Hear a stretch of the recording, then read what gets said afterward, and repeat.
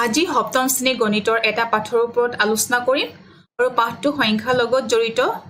ছাত্ৰ-ছাত্ৰীসকল তোমালোকে গণিতত সদায় সংখ্যাৰ লগতে খেলি থাকা, যেনে যোগ, বিয়োগ, পূৰণ আৰু হৰণ। মই যদি তোমালোকক যিকোনো দুটা সংখ্যা দিওঁ, তোমালোকে সহজেই সংখ্যা দুটা লৈ যোগ, বিয়োগ, পূৰণ আৰু হৰণ কৰিব পাৰা। ধৰা সংখ্যা দুটা দিলোঁ তোমাক 2 আৰু 4, গতিকে এই দুটা লৈ তোমালোকে সহজেই যোগ, বিয়োগ, পূৰণ আৰু হৰণ কৰিব পাৰা। এতিয়া যদি মই সংখ্যা দুটা ধৰা এই সংখ্যা দুটাৰ আগত বিয়োগ চিন লগাই দিলোঁ -2 আৰু -4। এতিয়া মই তোমালোকক যদি মই যোগ কৰিবলৈ দিওঁ সংখ্যা দুটা -2 প্লাছ -4 -2 বিয়োগ -4 -2 পূৰণ -4 -2 হৰণ -4। গতিকে এই সংখ্যাকেইটা তোমালোকে সহজে কৰিব পাৰিবানে? এতিয়া এই -2 -4 সংখ্যা দুটা কোনবিধ সংখ্যাৰ ভিতৰত অন্তৰ্ভুক্ত? তোমালোকে জানা যে 2 আৰু 4 হৈছে স্বাভাৱিক সংখ্যাত পৰে। এতিয়া এই সংখ্যা দুটাৰ যি যোগ, বিয়োগ, পূৰণ, হৰণ প্ৰক্ৰিয়া, এই প্ৰক্ৰিয়াটো এইকেইটা সংখ্যা আমি কিদৰে সমাধান কৰিম? গতিকে এই সংখ্যাকেইটাৰ যোগ, বিয়োগ, পূৰণ, হৰণ সমাধানৰ কাৰণে আমি পাঠটোলৈ আগবাঢ়ো তেন্তে। নমস্কাৰ, মই doctor Pranita Gogoi Phukan. Welcome to my channel e-learning সেৱা। অখণ্ড সংখ্যাত অন্তৰ্ভুক্ত পাঠটিৰ বিষয়বস্তুকেইটা হ'ল অখণ্ড সংখ্যাৰ সংজ্ঞা, অখণ্ড সংখ্যাৰ যোগ আৰু বিয়োগ প্ৰক্ৰিয়া, অখণ্ড সংখ্যা পূৰণ আৰু হৰণৰ প্ৰক্ৰিয়া, অখণ্ড সংখ্যাৰ বিধি আৰু অখণ্ড সংখ্যাৰ যোগ আৰু বিয়োগৰ কিছুমান উদাহৰণ ইয়াত দিয়া হৈছে। অখণ্ড সংখ্যাটোৰ অৰ্থ হৈছে অবিভাজিত, গতিকে যিবোৰ সংখ্যাক n/1ত প্ৰকাশ কৰিব পাৰি আৰু সদায় দশমিক বিন্দুৰ আগত শেষ হয়, সেই সংখ্যাবিলাকে হৈছে অখণ্ড সংখ্যা। অখণ্ড সংখ্যাক ইংৰাজীত ইণ্টেজাৰ বুলি কোৱা হয়। লেটিন ভাষাত ইয়াৰ অৰ্থ হ'ল হোল, মানে গোটা সংখ্যা, যাক আমি ভাগ কৰিব নোৱাৰোঁ, যেনে 2/1, 3/2 আদি সংখ্যাবোৰ ইয়াত অন্তৰ্ভুক্ত নহয়। পুৰণি কালত মানুহে বিশ্বাস কৰিছিল যে এই বিশ্বব্ৰহ্মাণ্ডখনত সংখ্যাই ৰাজত্ব কৰিছিল। সংখ্যাক তেওঁলোকে অলৌকিক আৰু ঐশ্বৰিক জ্ঞান কৰিছিল। সেই সময়ত তেওঁলোকে কেৱল অখণ্ড সংখ্যাৰ কথাহে গম পাইছিল, মানে এনেবোৰ সংখ্যা যিবোৰ তেওঁলোকে আঙুলিৰে গণনা কৰিব পাৰিছিল। এদিনাখন পাইথাগোৰাছ নামৰ গণিতজ্ঞ এজনে উলিয়ালে যে তেওঁ জ্যামিতিক থিয়ৰেমৰ দ্বাৰা এনে এটা সংখ্যা বিচাৰি পালে যিটো সংখ্যা আঙুলিৰ সহায়ত গণনা কৰিব নোৱাৰি। তাৰ পাছৰে পৰা লাহে লাহে পৰিমেয় সংখ্যা, অপৰিমেয় সংখ্যা, কাল্পনিক সংখ্যা, জটিল সংখ্যা আদিৰ আৱিৰ্ভাৱ হ'ল আৰু এই সংখ্যাবোৰৰ বিষয়ে তোমালোকে আগলৈ ভালদৰে জানিব পাৰিবা। এতিয়া আমি এই অখণ্ড সংখ্যাবোৰ কিদৰে গঠিত তাৰ ওপৰত আলোচনা কৰিম। অখণ্ড সংখ্যাক আমি এটা পৰিয়াল বুলি ক'ব পাৰোঁ আৰু এই পৰিয়ালৰ সদস্যসমূহ হৈছে ধনাত্মক সংখ্যা, ঋণাত্মক সংখ্যা, পূৰ্ণ সংখ্যা, স্বাভাৱিক সংখ্যা। এতিয়া এই সংখ্যা ৰেখাত শূন্যৰ সোঁফালে থকা সংখ্যাবোৰক ধনাত্মক অখণ্ড সংখ্যা বুলি ক'ব পাৰোঁ আৰু শূন্যৰ পৰা বাওঁফালে থকা সংখ্যাবোৰক ঋণাত্মক অখণ্ড সংখ্যা বুলি কোৱা হয়। গতিকে আমি দুই প্ৰকাৰৰ অখণ্ড সংখ্যা পালোঁ, ধনাত্মক অখণ্ড সংখ্যা আৰু ঋণাত্মক অখণ্ড সংখ্যা। এই দুই প্ৰকাৰৰ সংখ্যাৰ উপৰিও শূন্যক ধৰি শূন্যৰ পৰা সোঁফালে থকা সংখ্যাবোৰক কোৱা হয় পূৰ্ণ সংখ্যা আৰু শূন্যক বাদ দি শূন্যৰ পৰা সোঁফালে থকা সংখ্যাবোৰ হৈছে স্বাভাৱিক সংখ্যা। গতিকে প্ৰতিটো অখণ্ড সংখ্যাৰ বাবে একোটাকৈ এটা অনুৰূপ ঋণাত্মক অখণ্ড সংখ্যা থাকে, যেনে 1, 2, 3, 4 আৰু 5ৰ অনুৰূপ ঋণাত্মক অখণ্ড সংখ্যা হৈছে -1, -2, -3, -4 আৰু -5। এতিয়া এই সংখ্যা ৰেখাত এক সংখ্যাটো শূন্যৰ পৰা সোঁফালে যিমান দূৰত্বত অৱস্থিত, তাৰ -1 সংখ্যাটো 0ৰ পৰা বাওঁফালে সিমান দূৰত্বতে অৱস্থিত। গতিকে অন্য সংখ্যাবোৰ যেনে 2, 3, 4, 5 ঠিক সেইটো এটা অনুৰূপ, -2, -3, -4, -5 আদি সংখ্যাবোৰো শূন্যৰ পৰা সোঁফালে আৰু বাওঁফালে সমান দূৰত্বতে অৱস্থিত। শূন্য সংখ্যাটো ধনাত্মকো নহয় ঋণাত্মকো নহয় শূন্যৰ সোঁফালে থকা ধনাত্মক অখণ্ড সংখ্যা আৰু বাওঁফালে ঋণাত্মক অখণ্ড সংখ্যা স্বাভাৱিক সংখ্যাবোৰ পূৰ্ণ সংখ্যাৰ অন্তৰ্গত আৰু পূৰ্ণ সংখ্যাবোৰ অখণ্ড সংখ্যাৰ অন্তৰ্গত সংখ্যা ৰেখাৰ বাওঁফালৰ সংখ্যাতকৈ সোঁফালৰ সংখ্যাবোৰ ডাঙৰ যদি a আৰু b দুটা অখণ্ড সংখ্যা আৰু এটো যদি বিতকৈ ডাঙৰ হয় তেন্তে -a টো -b তকৈ সৰু হয় এতিয়া আহো অখণ্ড সংখ্যাৰ যোগ আৰু বিয়োগ প্ৰক্ৰিয়া ধৰা হ'ল প্ৰথম সংখ্যাটো ধনাত্মক আৰু দ্বিতীয়টো ধনাত্মক ইয়াত মই ধৰি লৈছো সংখ্যা ৰেখা 2 এটো ধনাত্মক সংখ্যা আৰু এটা ধৰি লৈছো 2 যোগ 3 এনে ক্ষেত্ৰত কি হ'ব আমি যোগ প্ৰক্ৰিয়াত আমি প্ৰথম ৰাশিৰ পৰা 2 যোগ 3 থকাৰ কাৰণে আমি প্ৰথম ৰাশিৰ পৰা সোঁফালে এনেকৈ দি 3 ঘৰ আগবাঢ়িম তেতিয়া আমাৰ 2 + 3 কিমান হ'ল 5 হ'ল আৰু যদি ধনাত্মক সংখ্যা লগত ধনাত্মক সংখ্যাৰ বিয়োগ প্ৰক্ৰিয়া হয় মানে 2 বিয়োগ 3 তেতিয়া আমি 2 পৰা বাওঁফালে 3 ঘৰ যাম 3 ঘৰ গলত আমাৰ এনসাৰ পালো 2 বিয়োগ 3 সমান -1 এতিয়া ধনাত্মক আৰু ঋণাত্মক সংখ্যাৰ যোগ প্ৰক্ৰিয়া মই ধৰি ললো 2 ধনাত্মক সংখ্যা আৰু ঋণাত্মক সংখ্যা ধৰি ললো -1 গতিকে ইয়াৰ যেটো প্ৰক্ৰিয়া হ'ব ইয়াত আমি মাইনাসৰ লগত প্লাস হ'ব গতিকে ইয়াত মই 2 পৰা গতিকে এঘৰ যাম এঘৰ গলত কি পালো বাওঁফালে এঘৰ গৈ তা এনসাৰ পালো 1 ইয়াত ঋণাত্মকৰ লগত ঋণাত্মক সংখ্যাৰ বিয়োগ প্ৰক্ৰিয়া ধৰা মই ঋণাত্মক সংখ্যা ধৰি ললো -2 গতিকে -2 -1 এতিয়া মই কি কৰিম ইয়াৰ পৰা মই ইয়ালৈ এঘৰ যাব লাগিব -2 পৰা মুহাতে এঘৰ গলি মই এনসাৰ পালো -1 গতিকে এই গিটা হৈছে আমাৰ যোগ আৰু বিয়োগ প্ৰক্ৰিয়াত আমি এই গিটা বিধি মানি চলিব লাগিব দুটা ধনাত্মক অখণ্ড সংখ্যা যোগ কৰিলে আমি ধনাত্মক অখণ্ড সংখ্যা পাওঁ দুটা ঋণাত্মক অখণ্ড সংখ্যা যোগ কৰিলে আমি এটা ঋণাত্মক অখণ্ড সংখ্যা পাওঁ এটা ধনাত্মক অখণ্ড সংখ্যা আৰু এটা ঋণাত্মক অখণ্ড সংখ্যা যোগ কৰিলে যোগফল কেতিয়াবা ধনাত্মক আৰু কেতিয়াবা ঋণাত্মক হ'ব এই ক্ষেত্ৰত ধনাত্মক সংখ্যাটো ডাঙৰ হ'লে যোগফলটো ধনাত্মক আৰু ঋণাত্মক সংখ্যাটো ডাঙৰ হ'লে যোগফলটো ঋণাত্মক হ'ব এটা অখণ্ড সংখ্যাৰ পৰা আন এটা অখণ্ড সংখ্যা বিয়োগ কৰিলে আমি প্ৰথমটোৰ সংখ্যাটোৰ লগত দ্বিতীয় সংখ্যাটোৰ যোগাত্মক বিপৰীত সংখ্যাটো যোগ কৰোঁ এই যদি যিকোনো এটা অখণ্ড সংখ্যা হয় তেন্তে a plus 0 equal to a সমান 0 plus a সেয়েহে 0 অৰ্থাৎ শূন্যক যোগাত্মক অভেদ বুলি কোৱা হয় এতিয়া অখণ্ড সংখ্যা পূৰণ আৰু হৰণৰ প্ৰক্ৰিয়ালৈ ইয়াতো প্ৰথম আৰু দ্বিতীয় সংখ্যা আমাৰ দিয়া হৈছে যদি প্ৰথম সংখ্যাটো ধনাত্মক হয় আৰু দ্বিতীয় সংখ্যাটো ধনাত্মক হয় ইয়াৰ যেটো পূৰণ হৰণ প্ৰক্ৰিয়া পূৰণ প্ৰক্ৰিয়াত আমাৰ যেটো ফলাফল পাব ফলাফলটো আমাৰ ধনাত্মক সংখ্যা আহিব আৰু যদি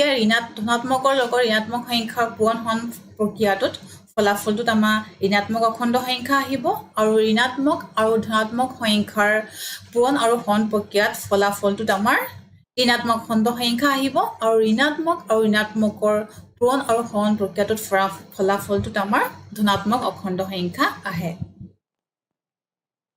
এতিয়া আমি যোগ বিয়োগ পূৰণ আৰু হৰণ সাপেক্ষে অখণ্ড সংখ্যাত এই বিধিকেইটা প্ৰযোজ্য হয় নে নহয় তাৰ ওপৰত আলোচনা কৰিম প্ৰথমতে মই ধৰি লৈছো আবদ্ধ বিধি এতিয়া এই আবদ্ধ বিধিটো যোগ বিয়োগ পূৰণ আৰু হৰণত প্ৰযোজ্য হয় নে নহয় তাৰ বিষয়ে আমি এতিয়া আলোচনা কৰিম ধৰা দুটা সংখ্যা লৈ লৈছো a b a ধৰি লৈছো 2 b ধৰি লৈছো 3 গতে যোগ সাপেক্ষে আমি চাও 2 যোগ 3 = 5 বিয়োগ সাপেক্ষে চালু 2 বিয়োগ 3 = -1 গতিকে 5 অখণ্ড সংখ্যা -1 অখণ্ড সংখ্যা এতিয়া চালু 2 পূৰণ 3 6 হ'ল 6ম অখণ্ড সংখ্যা এতিয়া 2 হৰণ 3 পালো 3/2 কিন্তু 3/2 টো আমাৰ অখণ্ড সংখ্যা নহয় গতিকে এই আবদ্ধ বিধিটো অকল যোগ বিয়োগ আৰু পূৰণ সাপেক্ষেহে প্ৰযোজ্য হয় এতিয়া আমি ক্ৰম বিনিময় বিধিটো অখণ্ড সংখ্যাত প্ৰযোজ্য হয় নে নহয় তাৰ বিষয়ে এতিয়া আলোচনা কৰিম প্ৰথমে যোগ সাপেক্ষে চাই লওঁ ইয়াতো ধৰি ললো a = 2 b = 3 এতিয়া ক্ৰম বিনিময় বিধিটো তোমালোকে জানা a + b = b + a এতিয়া প্ৰথম মই যোগ সাপেক্ষে কৰি লওঁ 2 + 3 = 5 3 + 2 = 5 গতিকে এইটো আমাৰ প্ৰযোজ্য হ'ল 2 নম্বৰতে মই বিয়োগ সাপেক্ষে চাই লওঁ 2 বিয়োগ 3 পালো -1 3 বিয়োগ 2 পালো 1 গতিকে ইয়াত এইটো বিধি প্ৰযোজ্য নহল এতিয়া পূৰণ সাপেক্ষে চাওঁ 2 পূৰণ 3 = 6 3 পূৰণ 2 = 6 গতিকে ইয়াতো এই পূৰণত আমাৰ এই বিধিটো প্ৰযোজ্য হ'ল ক্ৰম বিনিময় বিধিটো এতিয়া আমি চালো হৰণত 2 হৰণ 3 = 3/2 পালো 3 হৰণ 2 = পালো 2/3 গতিকে ইয়াত আমাৰ হৰণত এইটো বিধি প্ৰযোজ্য নহল গতিকে আমি দেখা পালো যে ক্ৰম বিনিময় বিধিটো অকল যোগ আৰু পূৰণ সাপেক্ষেহে প্ৰযোজ্য হ'ল এতিয়া আমি সহযোগ বিধিলৈ আহো আমাৰ সহযোগ বিধিটো হৈছে ধৰা a = 2 b = 3 c = 5 এতিয়া যোগৰ ক্ষেত্ৰত সহযোগ বিধিটো হৈছে a + c a + b bracket close c এতিয়া আমি চাওঁ লেফট হ্যান্ড সাইড হ'ব 2 + 3 + 5 = 10 right hand side = দেখা গ'ল যে ৰাইট হেণ্ড আৰু লেফট হেণ্ড দুইটা ইকুৱেল হয় গতিকে যোগৰ ক্ষেত্ৰত সহযোগ বিধিটো ইয়াত প্ৰযোজ্য হ'ল c = a - b bracket close - c ইয়াৰটো লেফট হেণ্ড সাইড হ'ব আমাৰ এনেকৈ 2 - 3 - 5 = this is 4 right hand side হ'ব 2 - 3 bracket close -5 = -6 কিন্তু এই ক্ষেত্ৰত বিয়োগৰ ক্ষেত্ৰত আমাৰ সহযোগ বিধিটো প্ৰযোজ্য নহল এতিয়া আমি চাওঁ পূৰণৰ ক্ষেত্ৰত a পূৰণ b পূৰণ c সমান a পূৰণ b bracket close পূৰণ c ইয়াত আমি চাওঁ লেফট হেণ্ড সাইডটো কি হ'ব 2 পূৰণ bracket 3 পূৰণ 5 = 30 ইয়াতো right hand side 2 × 3 × 5 = 30 গতিকে দেখা গ'ল যে পূৰণৰ ক্ষেত্ৰতো সহযোগ বিধিটো প্ৰযোজ্য হ'ল এতিয়া আমি চাওঁ হৰণৰ ক্ষেত্ৰত এটা আমাৰ হৰণৰ ক্ষেত্ৰত সহযোগ বিধি ইয়াতো আমি চাওঁ লেফট হেণ্ড সাইড 2 হৰণ 3 হৰণ 5 এই ভ্যালুটো হ'ব 2/10/3 right hand side চালো আমি 2 হৰণ 3 bracket close 1/5 = 2/15 গতিকে এইটো আমি পালো 10/3 আৰু এইটো পালো 2/5 গতিকে হৰণৰ ক্ষেত্ৰটো আমি দেখা গ'ল যে এই সহযোগ বিধিটো প্ৰযোজ্য নহয় গতিকে সহযোগ বিধিটো কেৱল যোগ আৰু পূৰণৰ ক্ষেত্ৰতহে প্ৰযোজ্য হয় এতিয়া আহো পূৰণৰ বিতৰণ বিধিলৈ a = 2 ললো b 3 c 5 গতিকে আমি যোগ সাপেক্ষে চাম গতিকে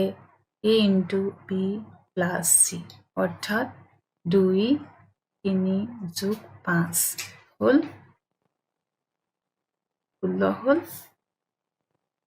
তো a পূৰণ b যোগ c পূৰণ a 2 পূৰণ 3 যোগ 2 পূৰণ 5 ইয়াতো পালো 6 ইয়াত পালো 10 গতিকে দেখা গ'ল যে যোগ সাপেক্ষে আমাৰ এই পূৰণৰ বিতৰণ বিধিটো প্ৰযোজ্য হ'ল এতিয়া আমি চাওঁ হৰণ বিয়োগ সাপেক্ষে এই বিধিটো প্ৰযোজ্য হয় নহয় a into b minus c ইয়াত 2 3 minus 5 অৰ্থাৎ 2 পূৰণ minus 2 equal to minus 4 পালো a পূৰণ b minus c পূৰণ a গতিকে a পূৰণ b 2 পূৰণ 3 বিয়োগ 2 পূৰণ 5 গতিকে ইয়াত দেখা গ'ল 6 বিয়োগ 10 ইয়াতো পালো -4 গতিকে আমি দুটা একে উত্তৰ পালো গতিকে আমি দেখা পালো যে বিয়োগ সাপেক্ষে পূৰণৰ বিতৰণ বিধিটো ইয়াত অখণ্ড সংখ্যাত প্ৰযোজ্য হ'ল কিন্তু পূৰণ আৰু হৰণ সাপেক্ষে এই দুটা বিধি এই পূৰণৰ বিতৰণ বিধিটো প্ৰযোজ্য নহয় অখণ্ড সংখ্যাৰ যোগ আৰু বিয়োগ কিদৰে কৰা হয় তাৰ বাবে মই দুটা উদাহৰণ লৈ লৈছো প্ৰথম উদাহৰণটো হৈছে +5 বিয়োগ প্লাস এটি ইয়াত তোমালোকে জানা 5 বিয়োগ 3 আমাৰ এনসাৰটো হ'ল ইয়াত 5 ৰ পৰা 2 গলত 3 গলৰ এনসাৰটো হ'ল 2 গতিকে ইয়াৰ সমাধানটো মই সংখ্যা ৰেখাৰ সহায়তো কৰিব পাৰোঁ 0 0 পৰা সংখ্যাতে আমাৰ ধনাত্মক সংখ্যা থাকে 4 5 এফালে আমাৰ ঋণাত্মক অখণ্ড সংখ্যা থাকে এটা মই প্ৰথম সংখ্যাটো দিয়া আছে 5 5 বিয়োগ 3 গতিকে মই বিয়োগ চিন থকাৰ কাৰণে মই সংখ্যা ৰেখা পৰা এতিয়া এই 5 ৰ পৰা মই বাওঁফালে কেইঘৰ যাব লাগিব 3 ঘৰ 1 ঘৰ 2 ঘৰ 3 ঘৰ গতিকে মই কৈ ৰলো 2 গতিকে আমাৰ এনসাৰটো হ'ল ইয়াত আমাৰ 2 আৰু এটা উদাহৰণ লৈ লৈছো বিয়োগৰ -6 +5 গতিকে এইটো মই প্ৰথমে সমাধান কৰি লওঁ -6 প্লাস মাইনাস তোমাক কোৱা আছে আগতে মাইনাস গতিকে ইয়াৰ উত্তৰটো হ'ল -11 গতিকে এইটো মই সংখ্যা ৰেখাত দেখাব লাগিব গতিকে তাৰ কাৰণে মই ইয়াত আমাৰ ঋণাত্মক সংখ্যা দিয়া আছে গতিকে মই ঋণৰ পৰা বাওঁফালে ইয়াত ঋণাত্মক সংখ্যা লিখি ল'ব লাগিব -6 -7 -8 -9 -10 -11 গতিকে ইয়াত ঋণাত্মক সংখ্যা থকাৰ কাৰণে মই প্ৰথমতে ঋণাত্মক সংখ্যাৰ ঘৰটো ইয়াত বনাই লৈছোঁ আৰু এইফালে তোমালোকে এনেদৰে